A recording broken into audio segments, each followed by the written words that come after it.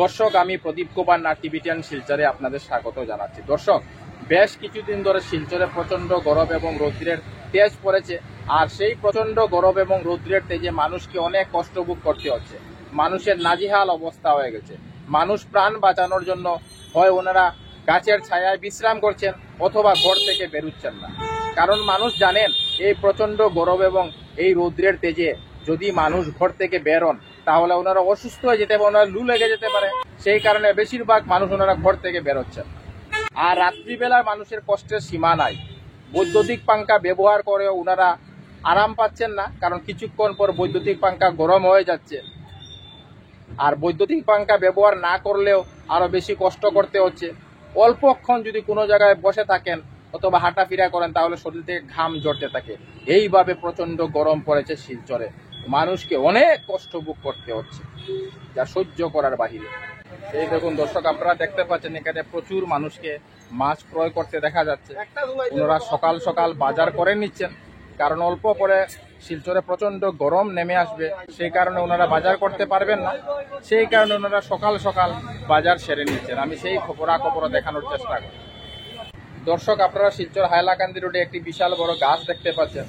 যখন শিলচরে প্রচন্ড গরম এবং রৌদ্রের তাপ নেমে আসে তখন এই গাছের তলায় বসে প্রচুর মানুষ ওনারা প্রাণ বাঁচান।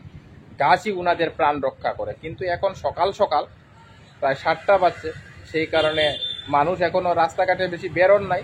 সেই কারণে এই গাছের তলায় মানুষকে দেখা যাচ্ছে না। কিন্তু যেই সকাল 10টা বেজে যাবে তখন থেকে দেখতে পাবেন এই গাছের তলায় প্রচুর মানুষ বসে ওনারা বিশ্রাম করছেন, প্রচন্ড রৌদ্রের হাত থেকে নিজেকে রক্ষা করছেন।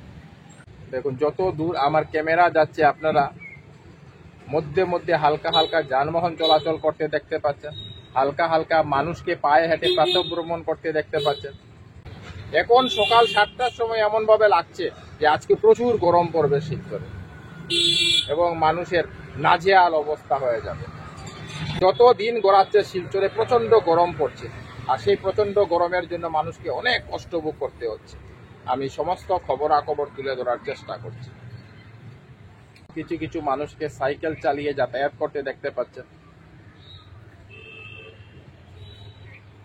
আমি টিভিটিয়ান শিলচরের পক্ষ থেকে প্রদীপ কুমার ভাবলাম যে আজকে আমি সকাল সকাল শিলচর হাইলাকান্দি রোডে যাব এবং সকাল সকাল শিলচর হাইলাকান্দি রোড থেকে শিলচরে প্রচন্ড গরম এবং রৌদ্রের তাপের সমস্ত খবরাখবর গ্রাউন্ড জিরো থেকে তুলে ধরার চেষ্টা করব, যাতে সমস্ত শিলচরবাসী, কাছারবাসী, বরাকবাসী ওনারা ঘরে বসে শিলচরে প্রচন্ড গরম এবং রৌদ্রের তাপের সমস্ত খবরাখবর নিজ চোখে দেখতে পারেন এবং জানতে পারেন।